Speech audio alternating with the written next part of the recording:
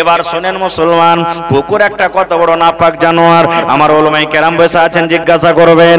আল্লাহর নবী বলেছেন, যদি আমার মায়েরা খালারা, কুকুর যদি আপনার থালিতে মুখ দিয়ে দেয়, কুকুর যদি আপনার গোশতে মুখ দিয়ে যায়, ওই গোশ আপনাকে খেতে হবে না।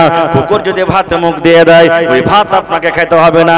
কুকুর যদি আপনার রুটিতে মুখ দিয়ে দেয়, ওই রুটি আপনাকে খেতে হবে না, ওই রুটিকে ফেলে দিতে হবে। নবী বলেছেন, কুকুর যদি হাঁড়িতে মুখ দিয়ে দেয়, কুকুর যদি কড়াইতে মুখ দিয়ে দেয়, তাহলে ওই বার্তনটাকে আপনাকে 7 বার করে ধুইতে হবে গাম্মা। একবার আপনি ছাই মাটিতে মানবেন, 6 বার এমনি এমনি ধুয়ে নেবেন। 7 বার করে কুকুরের মুখ দেওয়া বার্তনকে আপনি ধোবেন, তাহলে বার্তনটা পাক পবিত্র হবে। এরকম নাপাক জানোয়ারকে যদি পানি পান করায় আল্লাহ জীবনের গুনাহ মাফ করে জান্নাতে দিতে পারেন, তাহলে মসজিদ বানিয়ে আল্লাহ তাবারাক ওয়া তাআলা জান্নাত দিবেন কি দিবেন না? দিবেন? জোরে বলেন, দিবেন না দিবেন না? কুকুরকে পানি পান করিয়ে যদি আল্লাহ জীবনের গুনাহ মাফ করতে পারেন, তাহলে মসজিদ বানিয়ে আল্লাহ জান্নাত দিবে না? দিবে না দিবে না ভাই বলেন? আল্লাহ তাবারাক ওয়া তাআলা জান্নাত দিবেন। আর একটু আগে চলেন। আল্লাহর নবী একদিন ফজরের নামাজ পড়ে, আপনারা ফজরের নামাজ পড়ে যেমন বসছেন 5 মিনিট 10 মিনিট 2 মিনিট 4 মিনিট বসছেন না, বসেন না? আল্লাহর নবী ঠিক ফজরের নামাজ পড়ে মুক্তাদির দিকে ঘুরে গেলেন। ঘুরে দেওয়ার পর তখন নবীজি এরকম ভাবে নজর করে দেখছেন, দেখার পর বলছেন, বেলাল, একজন সাহাবীর নাম বেলাল, বলছেন, ও বেলাল তুমি কোথায় আছো? বেলাল নবীর সামনে এলেন, আসার পর বলছেন, ইয়া রাসূলুল্লাহ কি বলছেন বলেন? এ ভাইরা মায়েরা শুনেন। আল্লাহ নবী বললেন, বেলাল রে, আমি তোমাকে জান্নাতের ভিতরে দেখলাম রে বাবা। আমি নবী নজর করলাম, জান্নাতের ভিতরে তুমি হাঁটছো, খড়ম পেয়ে দিয়ে তোমাকে জান্নাতে হাঁটতে দেখলাম।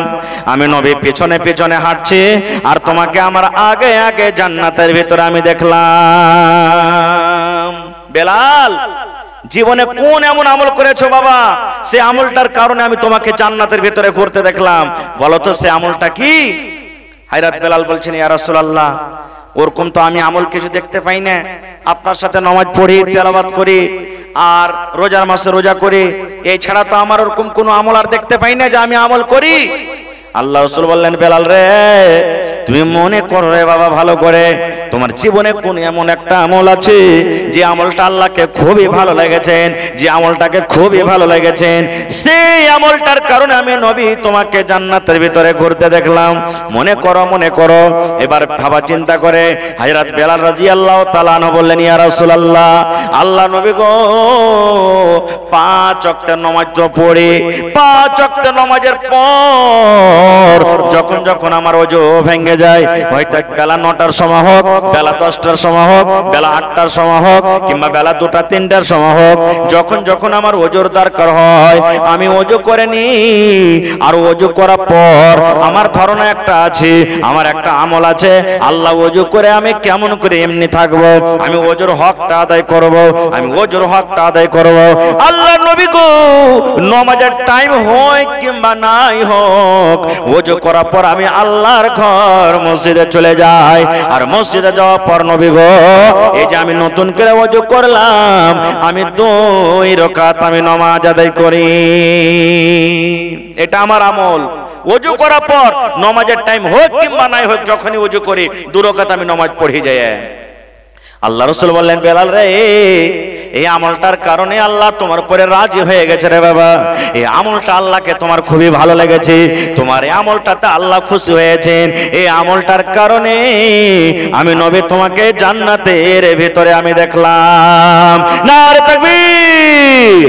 নবী তোমার নাম শুনে পাগল আমার মনটা গো, নবী একবার দেখা দিও গো। নবী তোমার নাম শুনে পাগল আমার মনটা গো, নবী একবার দেখা দিও গো, নবী একবার দেখা দিও গো। হাসরেতে দিও গো দেখা, দেখব নয়ন ভরে গো, কিয়ামতে দিও গো দেখা, দেখব নয়ন ভরে গো নবী একবার দেখা দিও গো, নবী একবার দেখা দিও গো। নবীর প্রেমে পাগল হইয়া ঘর বাড়ি ছাড়িলাম গো, নবীর প্রেমে পাগল হইয়া ঘর বাড়ি ছাড়িলাম গো, নবী একবার দেখা দিও গো, নবী একবার দেখা দিও গো। আচ্ছা আপনারা বলেন তো, দুনিয়াতে সব থেকে কোন জায়গাটা আল্লাহর কাছে বেশি ভালো? জোরে বলেন। খানি টেনে ভরা আছে নাকি ভাই মুখে? একটু জোর করে বলেন, কোন জায়গাটা বেশি ভালো? মসজিদ। আর সব থেকে খারাপ জায়গাটা হলো কি? জোরে বলেন। বাজার। মাশাআল্লাহ। এ ভাই, বাজার মোটামুটি দিনে 3 বার 4 বার 5 বার করে যায় কি যায় না? তরকারি আনতে, কাপড় কিনতে, চা খাইতে, বিভিন্ন রকমের কাজে যাচ্ছে, যায় কি যায় না? আপনাদের এটা বানসর চক, এটা একটা বাজার। শুধু কাপড়টা বাজার নয়, চাম্পানগরটা বাজার নয়,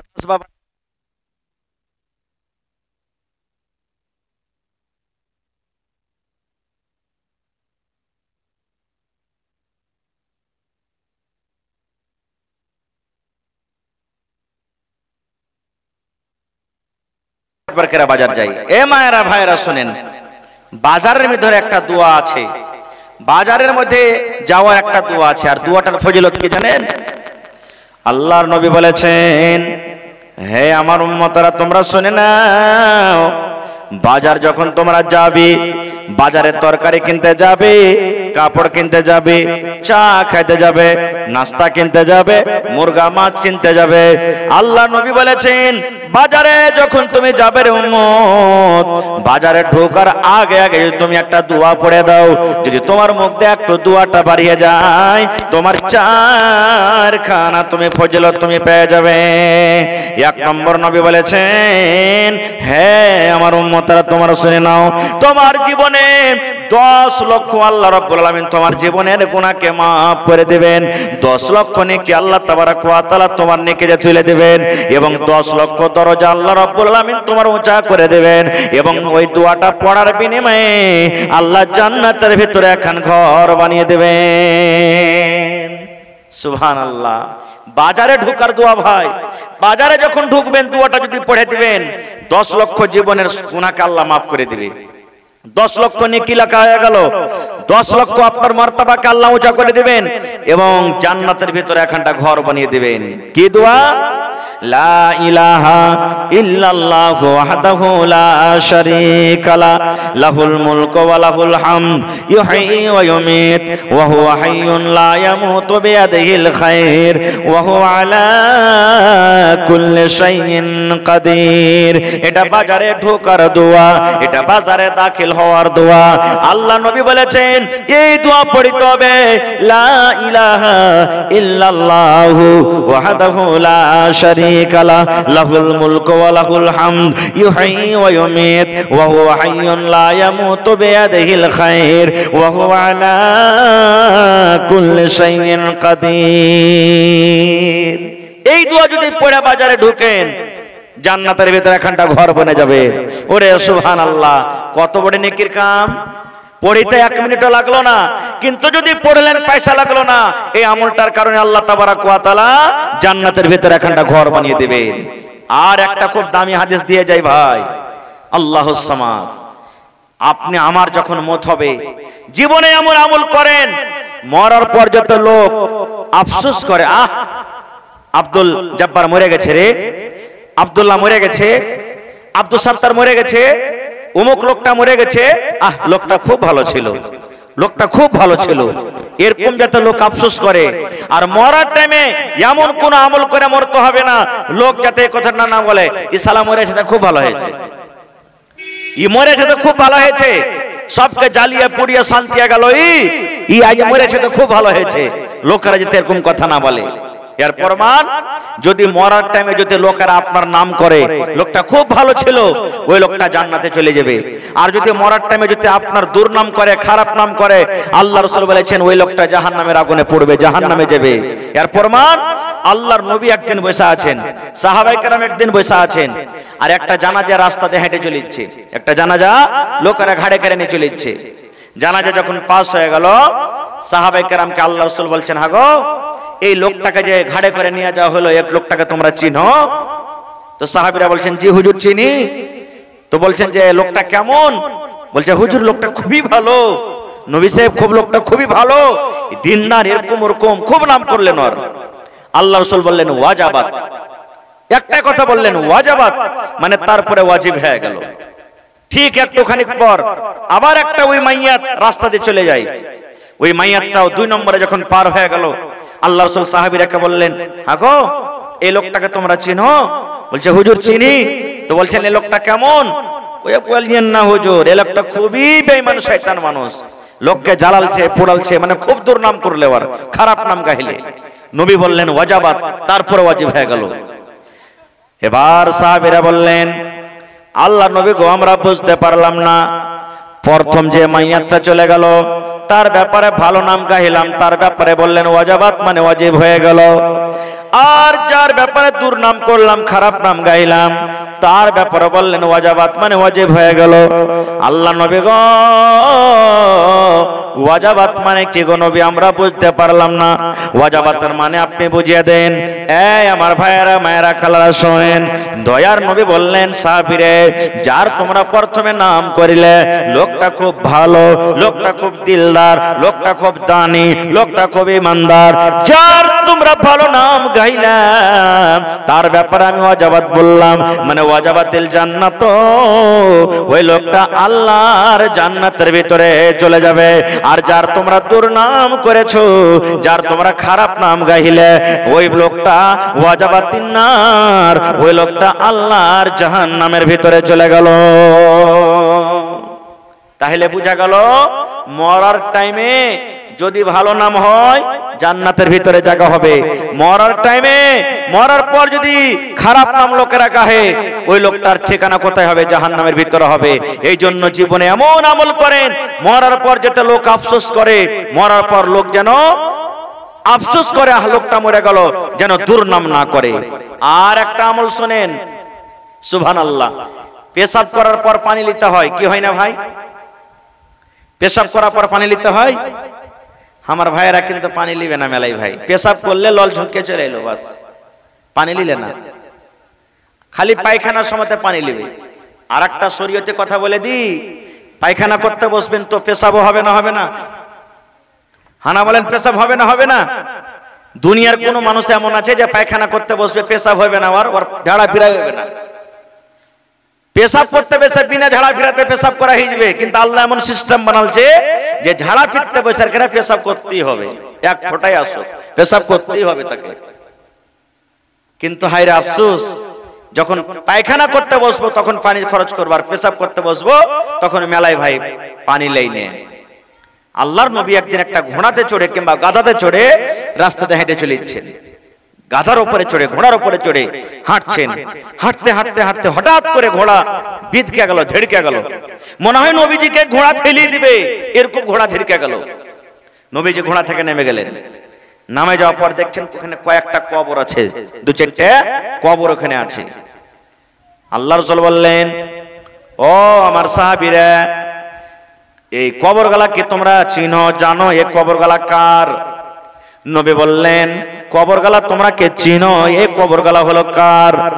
সাহাবে কেরাম বললেন, ইয়া রাসূলুল্লাহ, হ্যাঁ নবী গো চিনি, এটা অমুক লোকের কবর, এটা অমুক লোকের কবর, কিংবা এগুলা মুসলমানের কবর, আমরা চিনি গো নবী, এই কবরগুলার ব্যাপারে আমরা জানি। আল্লাহর রাসূল বললেন, সাহাবীরে, এই রাস্তা দিয়ে হাঁটতে হাঁটতে হাঁটতে হাঁটতে হাঁটতে তোমরা আমাকে দেখলে আমার ঘোড়াটা এমন জোর করে ধিড়কে গেছে, মনে হয় আমাকে ফেলে দিবে, আমি পড়ে যাব, আর পড়তে গেলে হয়তো আমার হাত পা ভেঙে যেত। তোমরা জানো কি এই ঘোড়াটা কেন ধিড়কে গেল, এই ঘোড়াটা কেন আমার বিদকে গেল? সাহাবায়ে কেরাম বললেন, ইয়া রাসূলুল্লাহ, আমরা বলতে পারলাম না, আমরা জানি না কেন ঘোড়া ধিড়কিল। আল্লাহ নবী বললেন, সাহাবীরে, এই ঘোড়াটা ধিড়কার কারণ হলো এই কবরের মধ্যে আযাব হয়, এই কবরের মধ্যে শাস্তি হয়, এই কবর গলাতে আযাব হয়, আযাব হওয়ার কারণে আমার ঘোড়া ধিড়কে গেল। কারণ যখন কবরে আযাব হয় মানুষ জিন জানতে পারে না, মানুষ জিন শুনতে পারে না, মানুষ জিনকে আল্লাহ শোনার ক্ষমতা দেয়নি। কিন্তু যারা পোকপাখালি জানোয়ার, ওরা যখন কবরে আযাব হয় ওই পোকপাখালি জানোয়ার কিন্তু কবরের আযাবটা শুনতে পায়। সাহাবীরে, এই কবরের মধ্যে এত জোর করে আওয়াজ হয় আর হাউমা হাউমা করে কবরবাসীটা এত জোর করে চিৎকার করে, যদি আমি আল্লাহকে বলি, আল্লাহ এই আযাবটা তুমি, এই যত জোরে চিল্লাইছে হাউমা করে চিৎকার করছে, এই আওয়াজটা আমার সাহাবীরাকে শুনিয়ে দাও।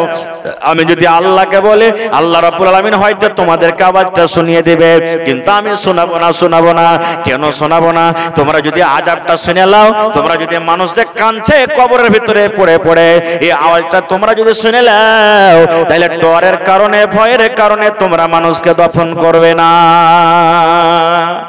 দাফন করবে না, তোমরা ওপরি মানুষকে রেখে দিবে, দফন করবে না। খুব একজন সাহাবী বলছেন, হুজুর এই লোকগুলাকে তো কবরে আযাব হয়, কিন্তু কোন গুনার কারণে আযাব হয় একটু বলবেন না?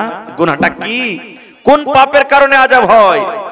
আল্লাহ রাসূল সাল্লাল্লাহু আলাইহি ওয়াসাল্লাম বলেন, সাহাবীরে, গুনাহটা হলো বড় রে বাবা, পাপটা হলো বড়, কিন্তু বাঁচাটা হলো খুব আসান। মানুষ যদি চাহে তো বাঁচতে পারবে, বাঁচাটা খুব আসান, বাঁচাটা খুব সহজ, কিন্তু এই গুনাহটা হলো খুব বড়। আল্লাহ নবী বললেন, সাহাবীরে, এই লোকটাকে যে কবরের ভিতরে আযাব হয়, এই লোকটা যখন পেশাব করত, পেশাব করার পর পানি কিংবা ঢেল সে ইস্তেমাল করত না। নবী বললেন, তুমি যখন পেশাব করতে বসবে, পানি নিয়ে তুমি পেশাব করো, পানি যদি না পাও, এমন জায়গাতে তুমি চলে গেছো, পানি যদি তুমি না পাও, তাহলে তোমাকে ঢেল নিতে হবে, ইট নিতে হবে, শুকনো ইট নিতে হবে, ওতে তোমাকে পেশাব পায়খানা করতে হবে। আল্লাহ রাসূল বললেন, সাহাবীরে, এই লোকটা যে পেশাব করত রে বাবা, পেশাবের ছিটা থেকে বাঁচত না, পেশাব করত হয়তো এক ফোঁটা দু ফোঁটা কাপড়ে পড়ত, এক ফোঁটা দু ফোঁটা করে পায়ে লাগতো, পেশাব করত, কিন্তু পেশাবের ছিটা থেকে বাঁচত না, না পাক হয়ে থাকত। এই পেশাবের ছিটা থেকে না বাঁচার কারণে লোকটাকে কবরের ভিতরে আযাব হয়। এবার বলেন মুসলমান, যদি কবরের আযাব হয় এর জন্য শুধু পেশাব করতে বসে, ছিটা থেকে না বাঁচার কারণে, ছিটা থেকে না বাঁচার কারণে যদি পেশাব হয়, ছিটা থেকে যদি না বাঁচার কারণে যদি কবরে আযাব হয়, তাহলে আমি আপনি পেশাব করার পর পানি লিই না, আমার লুঙ্গিতে ভরে গেল, আমার পায়জামাতে লেগে গেল, আমার ফুল প্যান্টে লেগে গেল, তাহলে বলেন আমার আপনার আঞ্জাম কবরের ভিতরে কি হইতে পারে? 2 নম্বরে নবী বললেন, সাহাবীরে, এই কবরওয়ালাটাকে যে আযাব হয়, এই লোকটা গীবত করে বেড়াইতো, এই লোকটা চুগলখড়ি করে বেড়াইতো, এই লোকটা এক অপরের ইজ্জতকে মাটার করত, এই গীবত চুগলখড়ি করার কারণে আল্লাহ রাব্বুল আলামিন তাকে কবরের ভিতরে শাস্তি দেন। গীবত চুগলখড়ি করার কারণে এই লোকটাকে শাস্তি দিচ্ছে আল্লাহ তাবারক ওয়া তাআলা।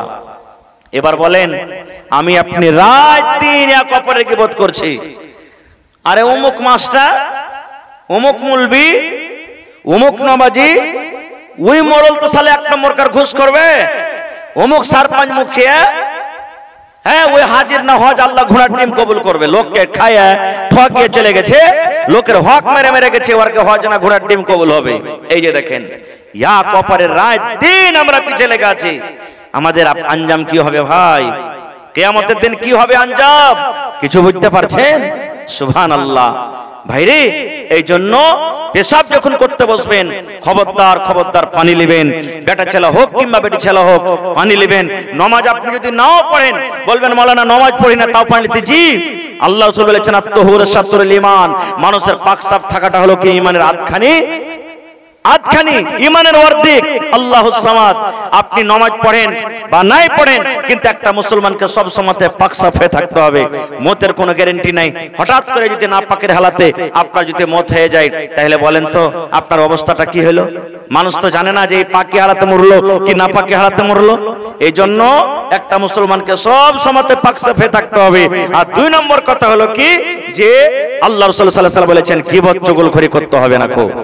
আর একটা আমল শিখিয়ে দিই আপনাদেরকে, জীবন ভর কাম দিবে।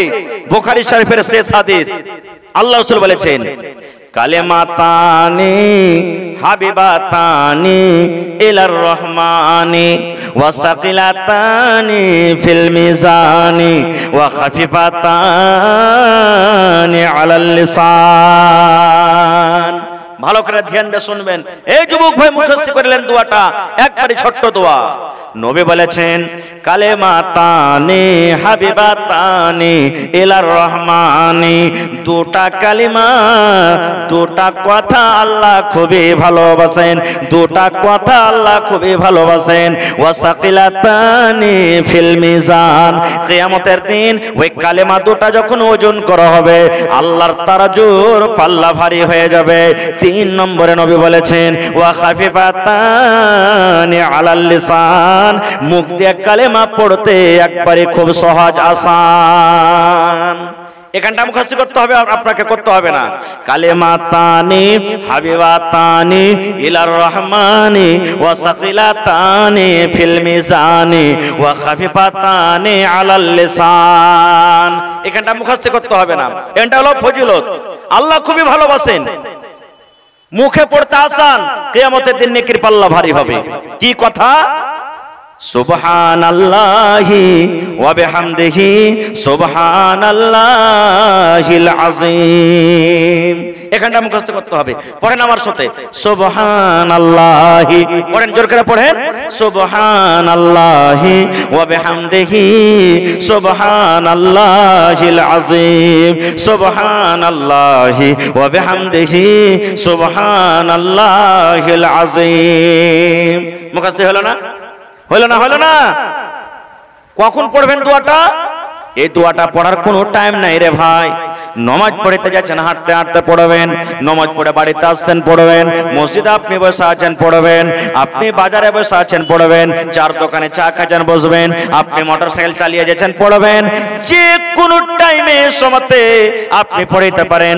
মায়েরা খালারা বাড়িতে ভাত রান্না করে পড়বে, ঘর বাড়ি ছাড় দিচ্ছে পড়তে থাকবে, বাচ্চাকে দুধ পান করাচ্ছে পড়বে। যে কোনো পাক পবিত্র হালাতে আপনি দোয়াটা পড়তে পারেন। সুবহানাল্লাহি ওয়া বিহামদিহি সুবহানাল্লাহিল আযীম, সুবহানাল্লাহি ওয়া বিহামদিহি সুবহানাল্লাহিল আযীম, সুবহানাল্লাহি ওয়া বিহামদিহি সুবহানাল্লাহিল আযীম।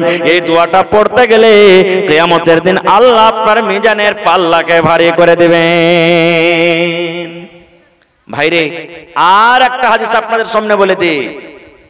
আল্লাহ নবী বলেছেন আজকে যেমন আপনি মসজিদ নির্মাণ করবেন, মৌলানা যে মসজিদ বানিয়ে কি পাবো, মসজিদ বানিয়ার ফজিলত কি, মসজিদ কেন বানাবো?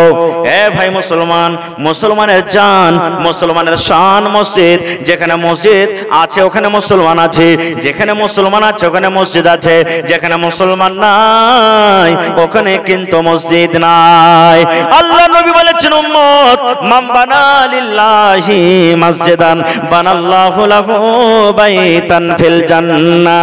আল্লাহ নবী বলেছেন তুমি যদি আল্লাহর ইবাদত খানা, আল্লাহকে রাজি করার জন্য, আল্লাহকে সন্তুষ্ট করার জন্য এখন তুমি মসজিদ বানিয়ে দাও, আল্লাহ রাব্বুল আলামিন তার বিনিময়ে জান্নাতের ভিতরে এখন ঘর বানিয়ে দিবেন। মসজিদ যদি আপনি বানিয়ে দেন, আল্লাহ জান্নাতে এখন ঘর বানাবে। তাহলে কত বড় মসজিদ! এটা মনে করতে হবে না যে জুমা মসজিদে দান করব তো বেশি নেকি পাওয়া যাবে, ওয়াক্তা মসজিদে দান করব তো কম নেকি পাওয়া যাবে। জি না, আল্লাহর ঘরের কথা আছে। ঘর যতই বড় হোক কিংবা যতই ছোট হোক, যে আল্লাহর ঘর বানাবে আল্লাহকে রাজি করার জন্য, লোক দেখানো নয়, আল্লাহর ইবাদত বান্দেগী করার জন্য, আল্লাহ রাসূল বলেছেন জান্নাতে তার জন্য এখানটা ঘর বনে যাবে। তাহলে আজকে যে মসজিদ বানাইতে বসেছেন, মসজিদ নয় জান্নাতের ঘর বানাইতে বসেছেন। জান্নাতের ভিতরে এখানটা ঘর। আজকে দেখি কোন ভাইয়ের আশা আছে জান্নাতে ঘর নেওয়ার জন্য। দেখি কোন ভাই এমন আছেন, মাওলানা আমি 10,000 টাকা একটা লোক দান করব মসজিদে, একটা লোকে এক গাড়ি বালু দান করব, দেখি 50 বড়া সিমেন্টের দরকার আছে মসজিদে, মোটামুটি 1 বড়া 2 বড়া 5 বড়া 10 বড়া করে সিমেন্ট দান করব, দেখি কোন আল্লাহর বান্দা আছেন। মাশাআল্লাহ, এই দেখেন আমার নানা জান মোজামিল সাহেব নাকি, আল্লাহুস সামাদ, 1000 টাকা সর্বপ্রথম লেজা হাজির করে দিয়েছেন, আর 10 বড়া সিমেন্ট। মাশাআল্লাহ, দেখেন 50 বড়া সিমেন্ট এই মাঠে, ঈদগাহের মাঠে আপনার গায়ে 100 বড়া সিমেন্টের আবদার করেছিলাম গত বছর, মোটামুটি 700 প্লাস হয়ে গেছিল নাকি। আল্লাহুস সামাদ, আজ মসজিদ কত বড় বইনা রেডি হয়ে আছে। আমি জানি বালসরের মানুষ ওয়াজ শুনতে ভালোবাসে, দান করতে খুব ভালোবাসে। এই দেখেন আমার নানা জান মুজাম্মিল হক সাহেব 10 বড়া সিমেন্ট উপর থেকে 1000 টাকা দান করে দিয়েছেন। মাশাআল্লাহ, কি নাম যে ভাই? জি নেফাজুল ভাই, 500 টাকা। আর পারবেন না ভাই, সিমেন্ট গালা দেন না 2 বড়া, ঠিক আছে? এর জোড়া লাগিয়ে দেন ভাই, বেশি চাহবো না, একবারে জোড়া, ঠিক আছে? মোবাইলে যদি থাকে তো দিয়ে দেন, না হলে বাকিতে দিয়ে দেন, একখানা জোড়া ভাই, বেশি চাহবো না। আল্লাহ দিয়েছে, খুব করছেন, খাইছেন, এটাই জমা থাকবে কিয়ামতের দিন। নারে তাকবীর, লেখেন হেফাজুল ভাই 500 টাকা নগদ, 500 বাকি, ঠিক আছে? মাশাআল্লাহ, জাযাকাল্লাহ। এই দেখেন আমার নানা জান বুড়া মানুষ, জি সারওয়ারের মা দান করলেন, বেটা মারা গেছে তার জন্য 500 টাকা। এই বেটা মরলে, বেটি মরলে ছোটতে বালিগ হয়নি, তার কি নেকি আছে, যদি সময় পেতেন ইনশাআল্লাহ পরে বলবো। মাশাআল্লাহ, জাযাকাল্লাহ। এই রব্বুল আলামিন, আমার নানা জান মুজাম্মিল হক সাহেব আল্লাহ 10 বড়া সিমেন্ট উপর থেকে 1000 টাকা আল্লাহ জমা করে গেল। আল্লাহ জীবনের গুনাহ খাতাকে maaf করে দাও, আল্লাহ হায়াতকে তার তুমি দারাজ করে দাও, আল্লাহ যতদিন দুনিয়াতে বাঁচবে পাক্কা সাচ্চা তুমি নামাজি করে রাখো। হে রব্বুল আলামিন, বিজনেস করে তুমি উন্নতি দান করো। আল্লাহ আত্মীয় স্বজন যারা কবরে চলে গেছেন তারকে কবরে তুমি জান্নাতের বিছানা দিয়ে দাও। আল্লাহ হেফাজুল ভাই আমার 1000 টাকা দান করলেন, আল্লাহ সরওয়ারের মা নিজের ছেলের জন্য 500 টাকা জমা করে গেল, আল্লাহ 5000 টাকা মনে করে তুমি কবুল করে নাও, মনের আশাকে আল্লাহ পুরা করো, রোজ রোজগারে আল্লাহ বরকত দাও, আমিন। কি আপনার নাম? জি আওলাদ হোসেন, মাশাআল্লাহ। এই দেখেন মসজিদের জিম্মেদার 1000, এক গাড়ি বালু দেন না, 6000 টাকা মোটামুটি 170 বালু দেন নাকি, কত লাগছে? হ্যাঁ 5000 টাকা দেন, এক গাড়ি বালু হয়ে যাবে ইনশাআল্লাহ। পারবেন না? 5 বড়া আর 5 বড়া বাড়িয়ে দেন, জি আচ্ছা চলেন। তো আওলাদ হোসেন সাহেব 1000 আর উপর থেকে 5 বড়া সিমেন্ট। ভাই 50 বড়া সিমেন্টের আবদার করেছে, তাহলে 15 বড়া হয়ে গেল। আমার মুজাম্মিল ভাই 10 বড়া, ফৌলাদ ভাই 5 বড়া, 15 বড়া হয়ে গেল। নারে তাকবীর, মাশাআল্লাহ, জাযাকাল্লাহ। তোমারও রহস্য আল্লাহকে বুঝিতে পারে, ছিল বান্দা বসে তোমার কুঞ্জ পেঝারে, ছিল কি ছিল না তাহা দানে পাওয়া গেল, আওলাদ নামে দেখো দান করে গেল, পরিমাণ 1000 টাকা 5 বড়া সিমেন্ট করে গেল দান। এই দান কবুল করো তুমি সুবহান, পূরণ করো আল্লাহ তার মনের আরমান, আমিন। 1 2 3 4 5 6, মাশাআল্লাহ। সালাম করেলি, কি আপনার নাম? মুশাররফ হোসেন, মাশাআল্লাহ 3000 টাকা দান করে দিয়েছেন। আর যে 3000 কমে গেলে তাহলে এক গাড়ি বালু হতো, জি এক গাড়ি বালু হবে না নাকি এত বড় খান্ডা মজলিসে? হায় রে আল্লাহ, সিমেন্টের কাম আছে আর বালুর কাম আছে এখানে মসজিদে বেশিরভাগ, আর 3টে জ্বালানা আছে, 2টা কেওয়ার আছে, গেট। 5টা মানুষের আবদার করছি আমি যে 2টা ভাই 2টা গেট নিলেন, মাওলানা যা খরচা হবে আমি দিয়ে দেবো, আর 3টা ভাই 3টা কেওয়ার নিলেন, যা হবে 2000 লাগুক, 5000 লাগুক, 10000 লাগুক, 1000 লাগুক, 5টা লোকে গোছালেন যে 5টা খিড়কি আর কেওয়ার আছে, 2টা গেট আর 3টা খিড়কি আছে, 3টা ভাই খিড়কি গোছালেন। আর যদি পারেন তো 2টা করে গোছবেন। 5টা লোক কোন আল্লাহর বান্দা, মা খালা দাদি নানি কি আছেন এমন আছেন। তো আমার ভাই মুশাররফ ভাই 3000 দিয়েছেন, আর 3000 দিয়ে এক গাড়ি বালুর দাম দিয়ে দেন ভাই, দেন ভাই। জীবনে কি আছে, একবার যদি দিয়ে দিবেন মসজিদ খান বানিয়ে দিবেন, বারবার আর জরুরি নেই। খুব সুন্দর মসজিদ বানালছেন আপনারা, কয়েন আলহামদুলিল্লাহ। 2000 আচ্ছা দিলেন, নারে তাকবীর। তোর বান্দারে আজ হাত তুলেছে তোর দরবারে, তোর রহমতেরই ভিক্ষায় আমায় দে রে মৌলা দে, তোর রহমতেরই ভিক্ষায় আমায় দে রে মৌলা দে। মাশাআল্লাহ, জাযাকাল্লাহ। এ আল্লাহ, আমার ভাই মোশাররফ হোসেন 5000 টাকা আল্লাহ তোমার ঘরের জন্য দান করে দিলেন। 5 লক্ষ টাকা মনে করে তুমি কবুল করে নাও। মনের আশাকে আল্লাহ পুরা করো, রোজি রোজগারে আল্লাহ বরকত দাও, কামাই থামাইতে তুমি বরকত দাও, দুনিয়ার ভেজাল দুনিয়ার ফিতনা থেকে আল্লাহ বাঁচিয়ে নাও। যতদিন দুনিয়াতে বাঁচবে ঈমানের হালাতে রাখো, নেককার করে রাখো, দিনদার করে রাখো। আয় আল্লাহ, মা বাপ দাদু দাদি নানা নানি শ্বশুর শাশুড়ি যারা বেঁচে আছে ভালো রাখো, আর যারা কবরে চলে গেছেন তারকে কবরে তুমি জান্নাতের বিছানা দিয়ে দাও। রব্বানা তাকাব্বাল মিন্না ইন্নাকা আনতাস সামিউল আলিম। আমিন সুম্মা আমিন। আর মা খালারকে টাকা সব হাত থেকে উড়িয়ে গেছে নাকি জি?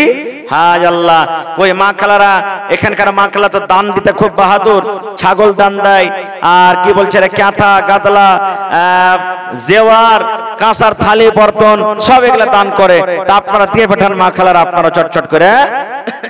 কি নাম ভাই? এনামুল হক। মাশাআল্লাহ, 500। আর পারবেন না?